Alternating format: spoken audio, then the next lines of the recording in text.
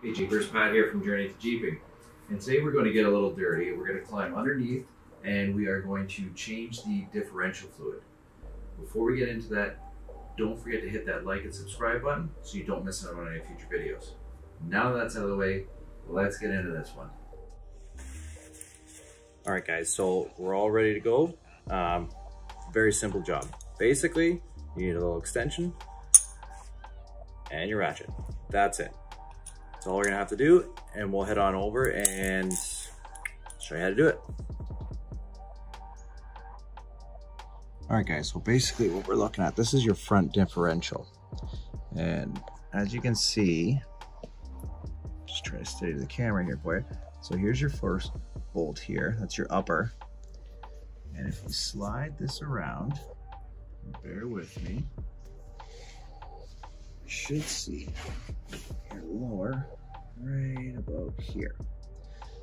So what we're gonna do, we're gonna put a drain pan just underneath, and we're gonna undo this bolt here, and we're going to undo this one a little bit.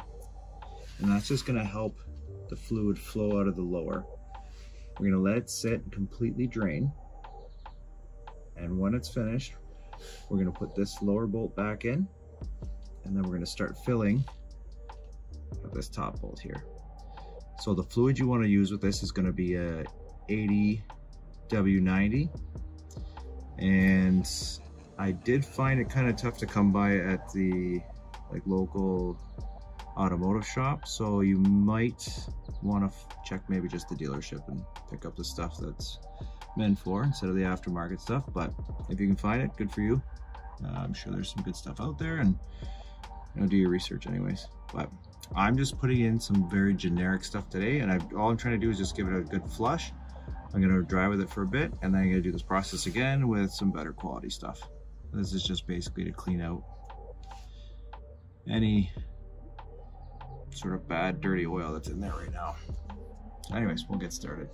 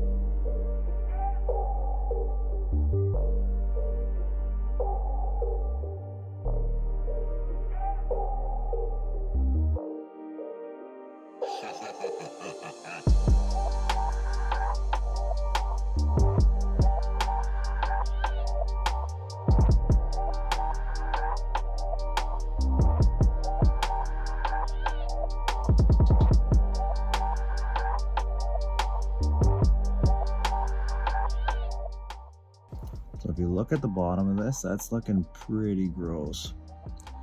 So I've just purchased this car this year. I've had it for about a couple months, and I just figured I better do this myself, get an idea what's going on in there. By the looks of this, this hasn't been done, not once since they bought it. So anyways, a lot of sludge and stuff like that. And what you'll see inside with this bottom plug is, I'm just gonna clean this off for you and give you an idea. So what you're gonna see with this, so we clean this off, that's gross. So you see right here, you've got a magnet that's just sitting there. Oh, that's really caked on. So there's a magnet right at the bottom. And basically the idea of that is to grab any metal shavings or anything from your gears inside, or just from the case itself, but just to grab anything that, any loose parts that are metal, that they don't end up getting stuck in your gears and causing more damage. So just make sure that this one is at the bottom when you put them back in. The magnet's always in the lower spot here.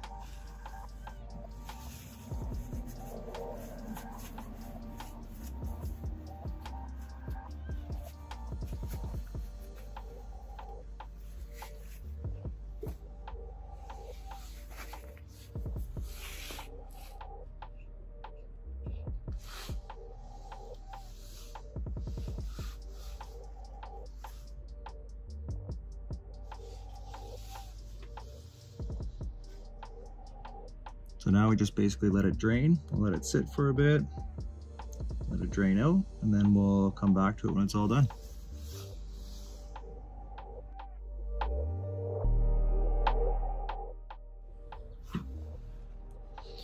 All right guys, so we're basically at the point where it's just slowly trickling out now. So there's just a little bit. I mean, we could really wait this out and make sure it's super clean and dried out, but we're just gonna rinse this anyways. So, but yeah, you can wait as long as you want.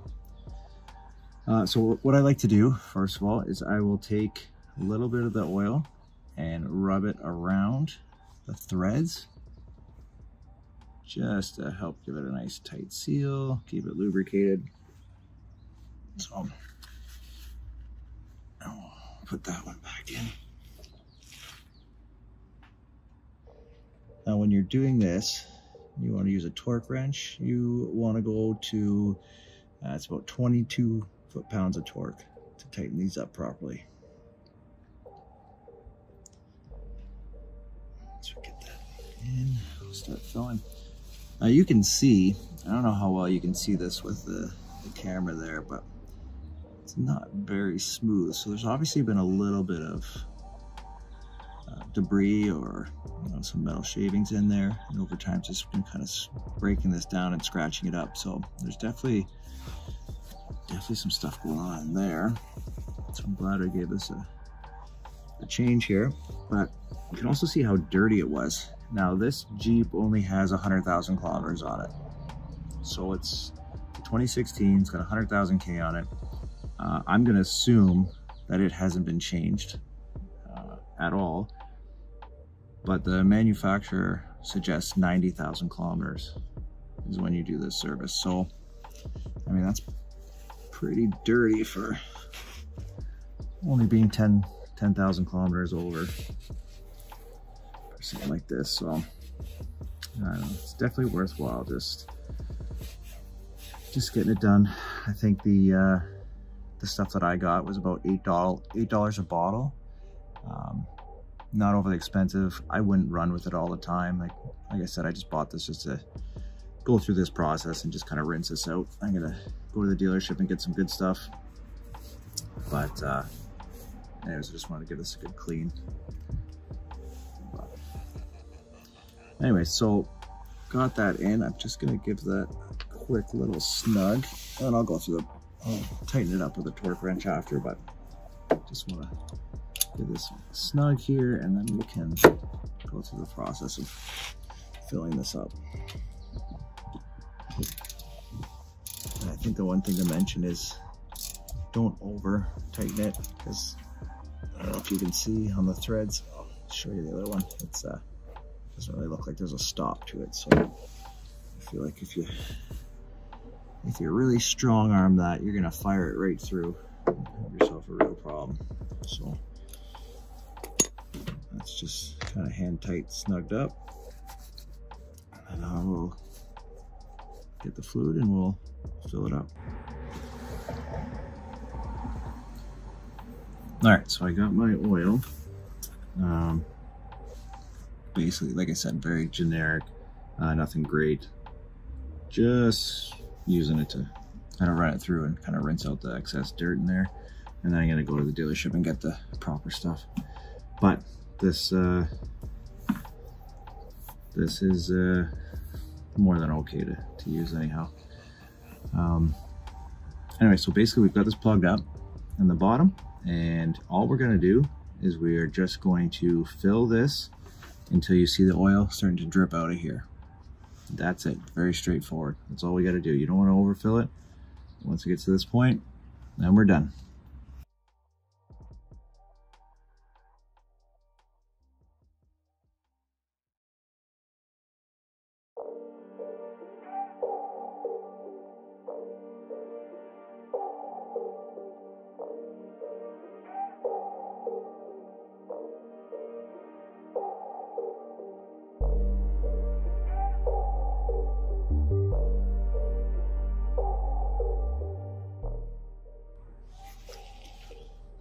Okay, so the angle for the front, and I never had this in the rear, so just keep in mind when you go to do the rear, you shouldn't have this issue at all, but I couldn't find a good angle to get the bottle to fit inside here where the liquid was flowing downhill. So I kind of suspected that was going to happen, so I went to the store and had purchased one of these little hand pumps just to kind of help get some of this fluid in here. Definitely recommend picking one up. For this, I think it was like 10 bucks. Not a big deal, but definitely helpful to have, and you can use it for other applications as well. So basically, like I said, we're just pumping in. You can see there's some oil in the transfer case there. That was me trying to find a better angle to pour it in, and made a little mess. So you're not quite full. That was just me missing. So we're at about the end of this bottle. Now we're going to switch to our second bottle.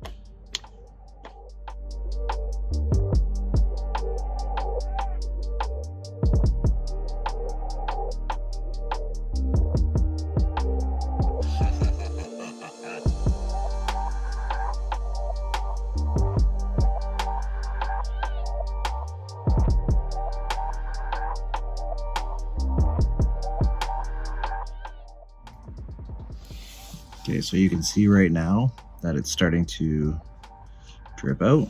So just to confirm that that is full, give it another shot and let's see what happens.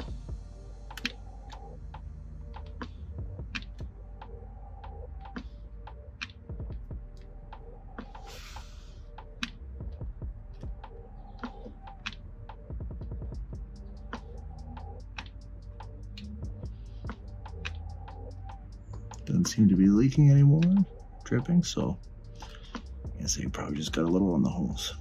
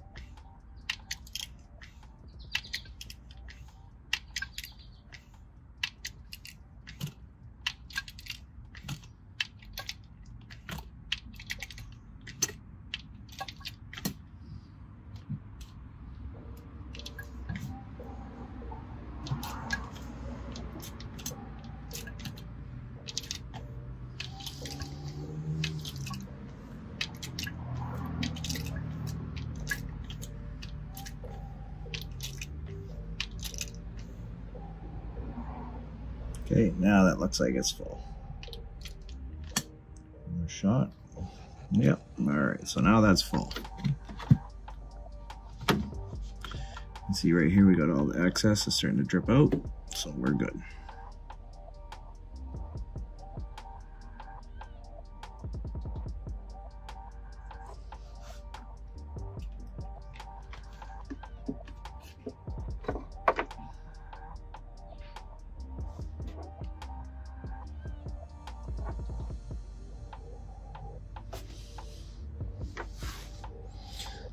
that point, I'm going to take a little bit of that. Nice clean oil in there. Get it in the threads.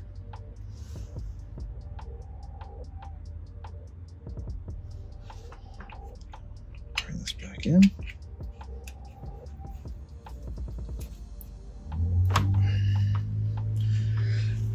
Let's clean up a mess here.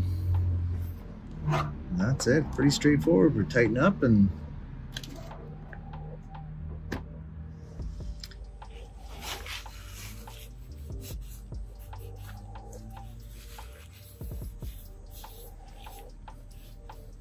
so this one took a little bit more work than the rear. The rear is the exact same process, but it is a lot more wide open. So you have no issues there. I didn't even have to use that pump. Everything just poured in perfectly fine.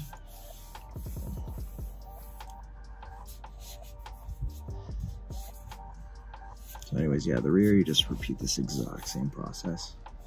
Take a little more fluid for the back, but I bought 3 bottles, 3 quarts, and the third one, I don't even think I used it. I think it was just the 2. And this one I just used, I have 2, but the one's about half full still, so you really don't need a whole lot.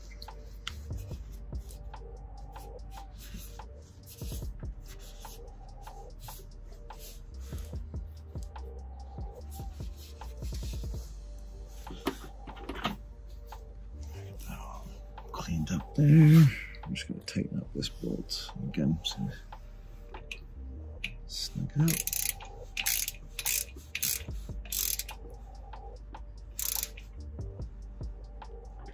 Yeah, if you got a torque wrench, it's 22 pounds.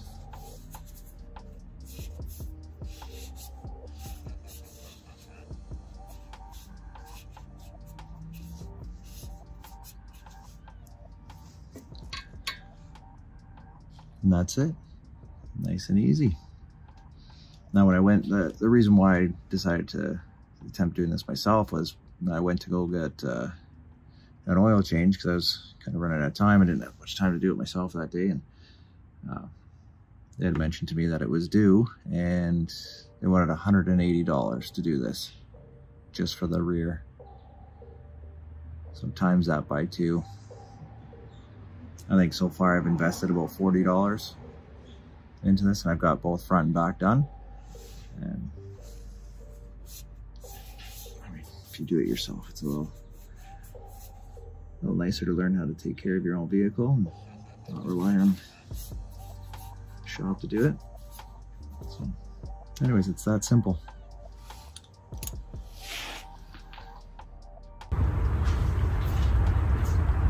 All right, guys, so now that that's all done, it's just a couple things I wanted to point out. 1, was not expensive to do. 2, definitely wasn't hard to do. And 3, you can absolutely do this yourself. It's not hard. You can totally do it. Just some things to remember. It's 80, excuse me, 80 W90 fluids. Make sure that you have a little pan to capture all the excess fluids that come out, to get rid of your old stuff. What else you need? So 2 quarts for the back, and I ended up using just a little bit over 1 for the front. So, you know, maybe pick up like, I'd probably grab 4 just in case, and then that way if you spill some or whatever, you're not gonna get caught halfway through this and then end up not having, you know, anything there to fill it. So definitely consider just grabbing 4. Not expensive. Yeah, it's not worth spending $170 for somebody else to do it when you could just do it yourself. Really not that hard, as you can see. The one thing, like when you're underneath there, there's a couple other things that you notice. Like you get a chance to check out, you know, ball joints, tie rod ends, all that kind of stuff. You can just kind of look around, and it was just kind of neat to be able to see it, because the nice thing with the Jeep is everything's just kind of wide open. So while you're in there doing that, you can kind of take a look at everything else and, you know, clean it up a bit, get an idea of how much rust you got underneath, you know, maybe see how much plays in your ball joints. there's lots of other things you can do while you're under there. So just kind of need to get your hands dirty and get in there. So anyways, something to keep in mind.